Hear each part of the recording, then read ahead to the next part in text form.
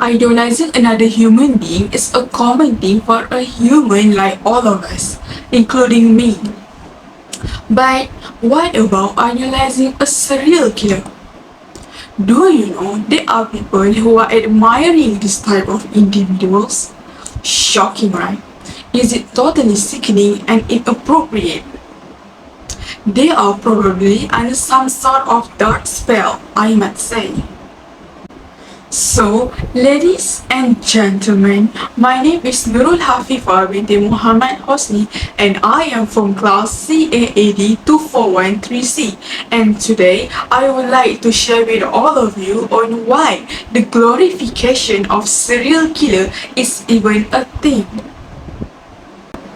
Let's get cracking.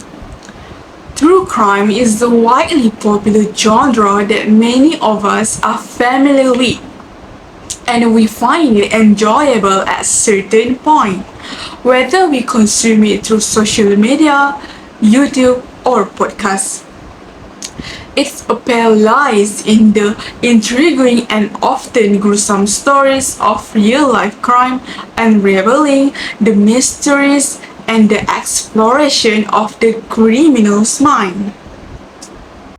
This type of content has captivated the audience with its ability to entertain, educate, and engage us in the dark and fascinating world of crime and its investigation. But there are some individuals who develop unhealthy fantasies revolving around serial killer.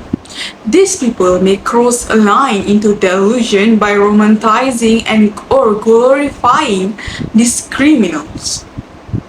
They might also losing their morals and empathy toward the feelings of the victim's family, friends, and even the victim themselves. I have done some research upon this issue and I have witnessed this type of people on social media. And to make it more exhaustive, I did an additional research for my speech today. Now, I would like to share with all of you about the factors that encourage this behavior to exist, the reasons behind this inappropriate obsession of some people, and why it needs to stop. Let me begin this speech with what influenced them to have this kind of behavior. First and foremost, many broadcasting platforms and film production have moved away from the documentary format and leaned into biopic format, which creates some spaces for creativity to put ad into. This kind of film format is more drama-like than factual documentary, which a lot of people find it more interesting. Because a factual documentary seems to be boring and old-fashioned. By that, it allows the viewers to characterize real people as if they are fictional characters. Because real-life serial killer having a movie about them as the main character makes it easier for people to create their own fantasies and delusion about themselves and the killer. Besides, the biopic format allows the main character, which is the killer, to be reliable with some of the viewers. As we are aware, that the main character from any show usually have the most obsessive fans. Furthermore, by hiring an actor that is known for their good looks as a real-life serial killer is not helping at all. Nowadays, a lot of filmmakers like to cast a well-known actor who has a huge fan base to be their main character, which make it easier for their movie to do well in the market. This is because fans will surely be anticipating the movie and will ready to like everything in it. To add more to it, pretty privilege is undoubtedly a real thing.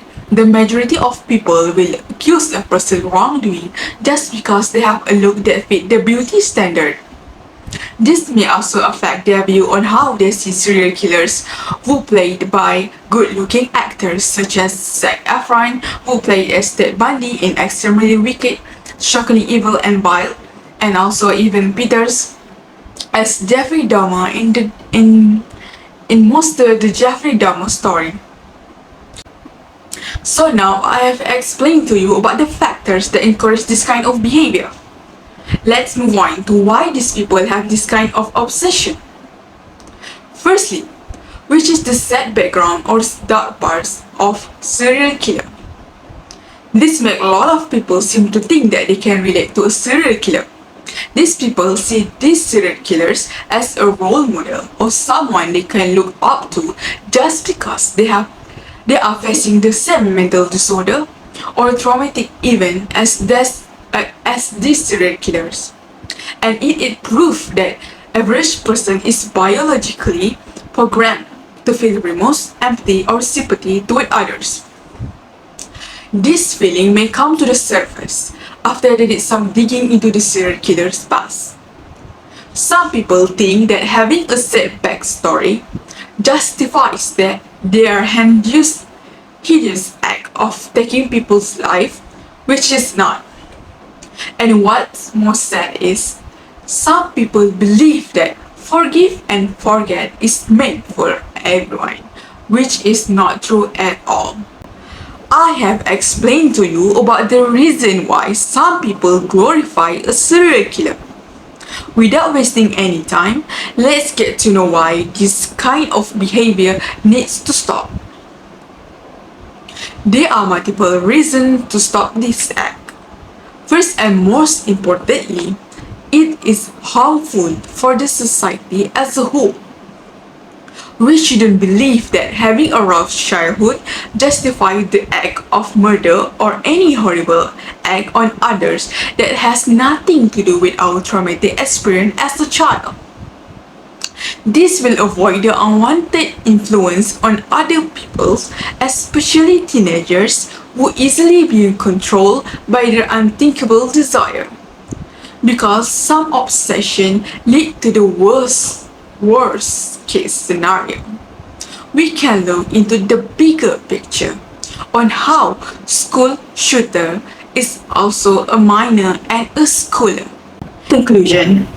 It is indeed unfortunate that there are people who are fond of serial killers. Despite its being highly inappropriate, these individuals who are known for their heinous acts should not receive any form of admiration or support from anyone. And by producing a biopic film format of a real-life serial killer contributes a huge influence on the glorification of this murderer. However, the blame is not 100% on the format, but most likely the individual himself. Nevertheless, profiting off a tragic event of a group or family is a horrible act, especially without their permission. Moreover, sympathy has its own place to use. Not everyone deserves it, and some don't even deserve it at all. So, having someone as your idol and role model is not wrong, but please make sure they deserve it. Finally, we all should put an end to the glorification of serial killer. It brings us nothing but harm. That's all from me. I hope you all get something from me today. Thank you for listening and thank you for your time. Goodbye.